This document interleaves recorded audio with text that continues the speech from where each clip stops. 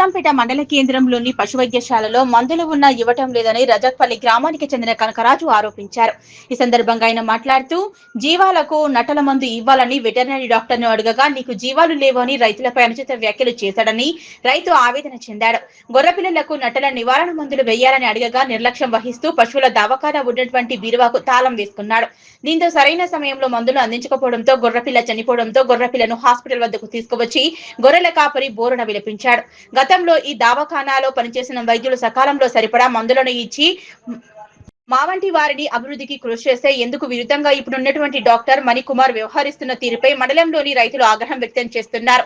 ఈ డాక్టర్ మాకు వద్దంటూ ఇతని స్థానంలో మరో డాక్టర్ ను నియమించాలని సదరు రైతు డిమాండ్ చేస్తున్నారు. సార్ మాకు ఖచ్చితంగా మందులు ఇచ్చేటోళ్ళు సరైన ట్రీట్మెంట్ చేసే డాక్టర్ కావాలి. మాకు డాక్టర్ ఉన్నా వేస్టే లేకున్నా ఒకటే. మాకు జనాభా లెక్కలు లేము. మేము ఇంతకు తెలుసు డాక్టర్లు అంటే మేము మొత్తం గొర్రె అమ్ముకోవాలి. లేదంటే ఇంటిని తీసుకొచ్చి బకెట్లో పోసి అన్నింటికి చాపి అన్ని ఒక మొక్క నిన్నే చచ్చిపోయకూడదు. మాకు అవసరం లేదు, ఈ డాక్టర్ అవసరం లేదు, ఈ ట్రీట్మెంట్లు అవసరం లేదు. మేము లీవ్లు ఉన్నాం లీవ్ పెట్టుకున్నా ఇది పెట్టుకున్నా అది పెట్టుకున్నా అంటే ఫోన్ నెంబర్ ఇవ్వమంటే నీకు ఎందుకు ఇవ్వాలి, ఏ రూల్ పట్టి ఇవ్వాలి, నువ్వు ఓలో నీకు ఎందుకు ఇవ్వాలని అడుగుతుంది సార్. మరి రజక్పల్లె, నా పేరు కనకరాజు. మాకు ఇసం డాక్టర్ ఉంటే మాత్రం నిజంపేటలో రజక్పల్లె కానీ ఈ మండలంలో గొర్రెనుడు వేస్ట్. వీడికి 14 పిల్లలు చచ్చిపోయినాయి, 4 గొర్రెలు కొటంలు ఉన్నాయి. ఇప్పుడు అట్లా కొటంలు ఉన్న గొర్రెలు కూడా పట్టుకోమంటే పట్టుకొస్తా ఆటో పట్టుకొని బండి మీద రావు.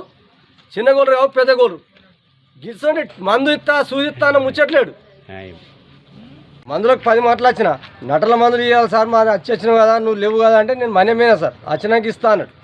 సర్పంచ్కి ఇచ్చినా వీళ్ళకి ఇచ్చినా వాళ్ళకి ఇచ్చినా అంటే మా కులం అధ్యక్షునికి ఇవ్వాలి, ఇవ్వలేడు. 2 మాటలు వచ్చిన గొర్రెను ఎంక్వైరీ చేసుకో గొర్రెను చూసినాక ఇస్తావా అన్నాడు. గొర్రెను చూసిండు, మళ్ళీ దొరికా దించేసిన ఇవ్వాలి కదా సార్ మందు చూసిన కదా గొర్రె అయితే అన్న.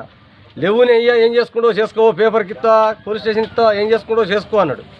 10 మాటలు వచ్చిన పిల్లలు బాగాలేవని పట్టుకొని వీడికి పట్టుకొస్తేనే ట్రీట్మెంట్ చేస్తా అన్నాడు. పట్టుకొస్తే కూడా ఉండలేడు. శబ్దానికి బీరువాకి తాళం వేసుకుపోయినా అని మేడం అంటది. వచ్చిన మందులు కానీ టాబ్లెట్స్ కానీ ఒక గోళీ కానీ ఏది ఇవ్వడానికి జరుగుతలేదు. మాకు మా రజపల్లెలో మొత్తం పట్టించుకుంటలేడు. ఎవరికి ఇస్తాడో ఏం కథనో తెలియదు. నాకు గొర్రెలు లేవు అంటుండు. ఉన్నట్టుగా కావాలని సాక్షిలో తోలుకొచ్చిన గొర్రెను చూపించిన నాకు మందులు ఇచ్చడం జరుగుతలేదు. మొత్తానికి నాకు ఎన్ని మాటలు వచ్చినా మరగొట్టు వరకే ఒక బుడ్డి ఒక సూది ఇచ్చుడు గొర్రెకాడికి వచ్చి ఒక ఇంజక్షన్ ఇచ్చుడు అని ముచ్చటలేదు. పట్టించుకోండి ముచ్చటం లేదు. నువ్వేం చేసుకుంటావు చేసుకో, పేపర్కి ఇస్తావా విలేకరులకు ఇస్తావా పోలీస్ స్టేషన్లో పెడతావా పెట్టుకోపోరా పోయి ఏమవుతున్నావు పిచ్చి పిచ్చిగా నువ్వు అవలాగా మంచిగా లేవా అని చెప్పినప్పుడు నేనేం చేయాలని ఇంటికి వెళ్ళామని అని మాట్లాడుతున్నాను సార్.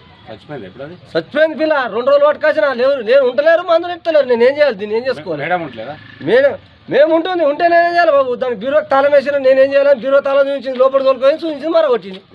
మరి ఇప్పుడు తెచ్చిన గంట ముందు బతుకుని ఇప్పుడు చచ్చిపోయింది. ఏం చేయాలి? నేను దీన్ని ఏం చేసుకోవాలి? అవి నేను చేసుకోవాలి. 30 గోళ్ళకి ఇస్తాడు, నాకు 200 గోళ్ళు ఉన్నాయి. ఇప్పుడు ఏం చేస్తా? ఏం చేయమంటే నేను డిసెంబర్ మీద వేసుకొచ్చినా మన్యమైనా తీసుకొచ్చినా అన్నీ వేస్తున్నా.